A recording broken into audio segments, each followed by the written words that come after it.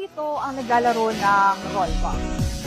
Baka nga, isa na kayo sa mga nakisali sa Grow a Garden Craze. Pero alam nyo ba na ang paglalaro nito, nagsisilbi na rin kabuhayan para sa iba. Bata man o matanda, maaaring pamilyar na sa larong ito online. Ito ang Grow a Garden, isang farming simulator game sa Roblox app na pinagigiliwan ng marami ngayon. Ang iba pa nga, naiiyak pa dahil sa pagkasira ng kanilang farm. Ang nakilala kong si Rizal Lacque, halos 3 oras kada araw nga ang paglaro nito. Nakaka-relax ka kasi nga usually I play after work.